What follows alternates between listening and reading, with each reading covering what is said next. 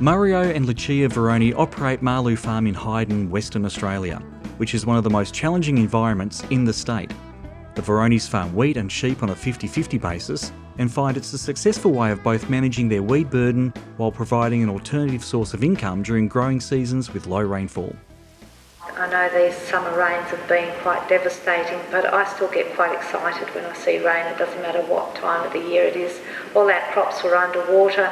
Everyone was a bit upset about that. But in a way, when I see rain, I still love it, and it filled up our Still put a bit of moisture in the soil, even if there'll be some type of soil underneath for life. Yeah, there's always positives about. I can see positives about some of the real negative things. So we've been farming 50-50 all their life, never change. Yeah, for the last 50 odd years, half our land is planted to crops, which is mainly wheat and a little bit of barley in the salt affected lands. We've found that barley is better. The rest of the land, we do a 2-year rotation, run the sheep on it. If you look at the big picture, we've always been able to grow crops, but we just don't seem to be getting enough rain. And it's just a matter of just a little bit of rain. We can grow it on less and less rain. We're getting better and better at it, but it's still, you can't grow it on no rain. I'll give you an example. This year, I got rod in between. This side of the rod, in September, I got 5 mils of rain. On the other side, I got only 1 mil of rain. The yield was about 700 kilos at the difference.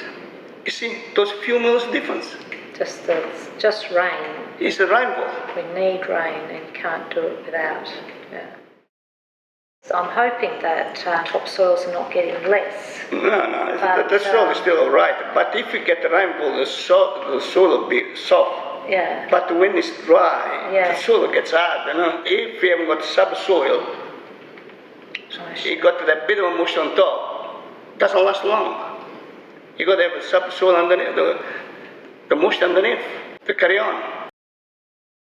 We can remember really a lot of very wet years, the soil, now we're probably having a run of very dry years, I don't know. But we used to get even a lot summer rain in, but not every year.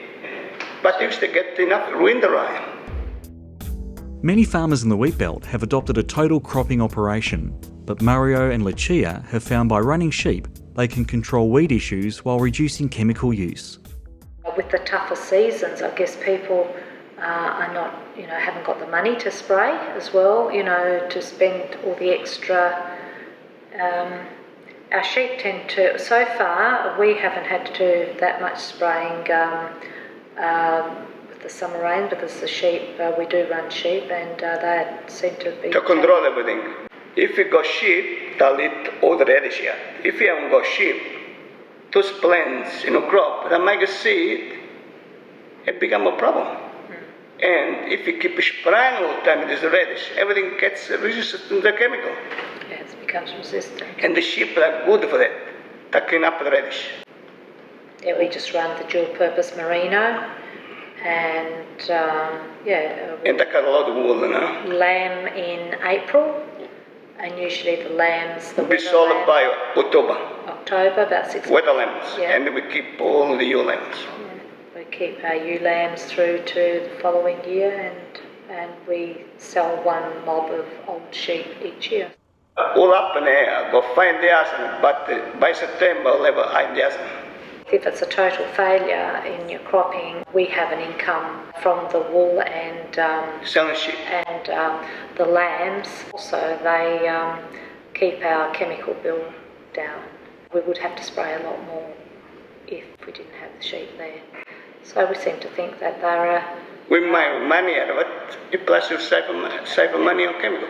If I had all crop, I would have shown loss. With the sheep, I'm shown profit. That's the difference. Due to extensive land clearing in the past, salinity issues have become a widespread issue across the Wheatbelt. The Varones have dealt with the issue on their property by strategically growing Acacia acuminata as a sandalwood host and saltbush, which is used as a source of fodder for their sheep. A lot of parts of the farm, this side here, is a less salt, all the trees that survive. But on the flat, with the water tap is up. I think the water tap has come up.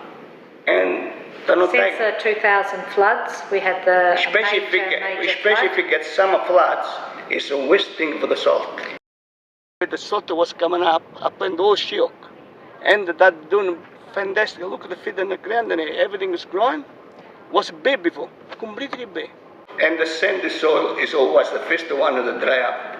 But the shook and fiberback and salt bush and sandy trees will survive salt affected land. All the oil men, I lost them all because it was a bit dry. A strong wind come along, sand blast them all, kill them all. Yeah, cut them off.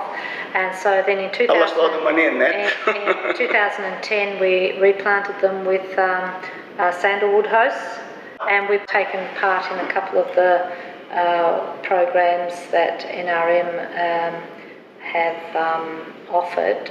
One was the bush care, and we're still working on that one, where we've fenced off about 84 hectares and of the salt affected land, where we're joining up to existing patches of bushland. We planted trees, like 10,000 trees every year in different parts of the farm.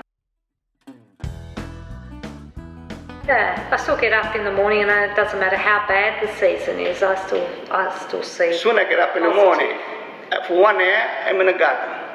Water a little bit, that's it. Yeah, we grow all our veggies here, all our fruit trees. We make our own olive oil. It's nice to have make oil, have all of it. Plus, it looks nice around there. It's beautiful, nice and green-free all around. We like the trees. We like our little olive grove. Everyone that comes past, I give them fruit, stuff in the garden, whatever they use, When you're farming, if you can learn to handle whatever's thrown at you, no matter what, well, then you'll probably enjoy it. You've got to deal with it. If you can't handle it, well, probably you must well give it away. Farming, because unfortunately, I think we're always going to be. It's either going to be too wet, too dry, too something, too. This is what, and we can't. No one's going to be able to change the elements. Mario and Lucia Varone have demonstrated a commitment to farming in an era that's characterised by increasingly unpredictable weather patterns.